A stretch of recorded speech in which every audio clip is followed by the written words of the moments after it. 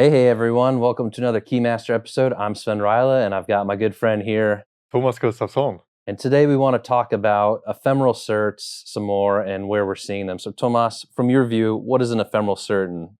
Well, I guess an alias you could say is short-lived certificate. There might be some slight nuances, but in basically it's a short-lived certificate that you don't necessarily need to track as close as a long-lived certificate. Meaning, at least you wouldn't have to keep it maybe in the CA database, so you could keep your database size smaller and really just have an audit trail of it from the audit perspective, but you don't really care about it after it's issued other than it's trackable from and the I audit. guess with short-lived, you mean validity typically less than a week. It could be down to hours. It could be down to minutes even. Per session, depending on kind. which use case you're targeting. Yeah, so it's definitely kind of a, similarities when you hear short-lived to ephemeral that they can kind of mean the same thing and kind of have some differences, yeah. I think for most people, it probably means the same thing. So then what are some of the use cases that we see with those today? Service mesh is where I see them the most, but what other ones are you seeing? Yeah, TLS, right? That's kind of common now, but it's short-lived. Certificates are becoming common even on the internet, where you might see the slight nuances between ephemeral and short-lived, which would be if you actually keep or store the private key or not.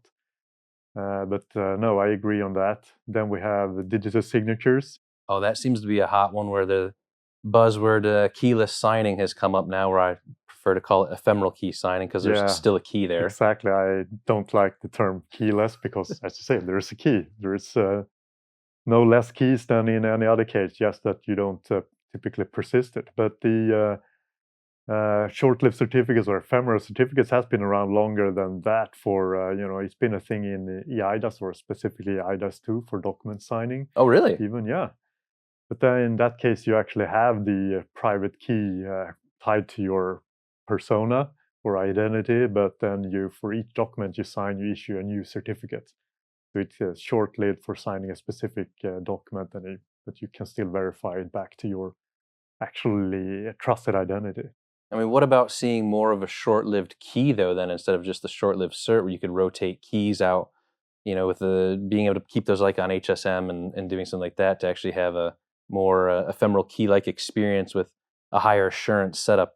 Yeah, probably that's what has become more popular lately, right? With ephemeral, where you can generate a key, use it, and then throw away the key, as compared to having a key stored, something like a HSM, as you say. So those are, the biggest distinction, what you actually do with the private key, I think.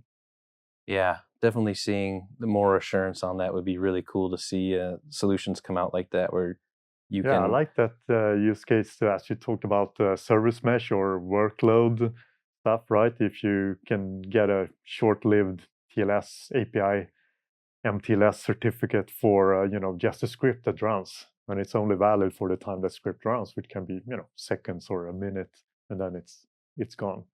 Yeah, that's the side that we've really seen, and at least from that too, being able to have simplified PKI in that as well, which we'll get into that at our Tech Days presentation we're going to do next month or in March at least, where we'll Yeah, actually that's talk about pretty some cool. options with that. Simplifying things a lot in the PKI world, which is what we want to do now, make things simpler. And I think ephemeral certificates, well, for some use cases, is a part of it. Right? Yeah, I see it more and more from the conversations I have with customers every day, especially in that, the container world like that. And then it's coming up into other parts. Zero trust is becoming a big thing again from when it was in 2020, 2021 as the buzzword. And but from that side, it's, definitely coming up from device certificates coming into the network where they're shorter lived to be able to initially access and then get issued somewhat of a longer term cert. But you see those even being rotated out a lot more often, not so short lived that it's a week long, but maybe 3 weeks long instead of, the week or hours. Yeah, and I think, I guess finally, since you're talking about device certificates and zero trust, we've had that for a number of years, but maybe not as popularly known, where when you want to issue certificates to billions and billions of, small, cheap devices, you don't want to track those on the CA because the CA becomes complex to manage, massive, huge database and things like that.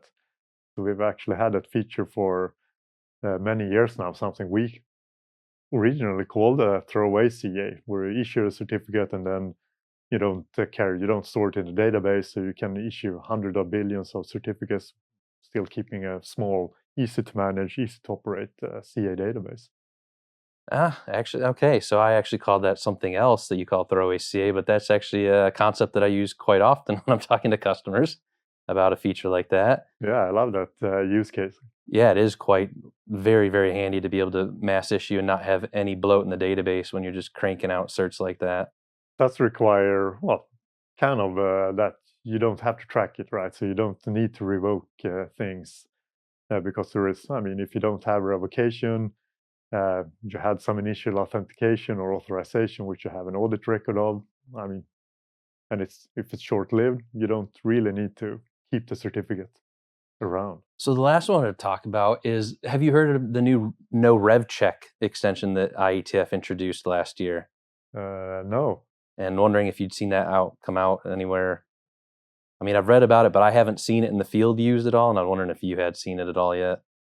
I don't think so, not yet. Okay, we'll be keeping an eye out for that then, We do. because that's an interesting extension where you could put in the I guess when your client sees that extension, not to even bother checking for revocation.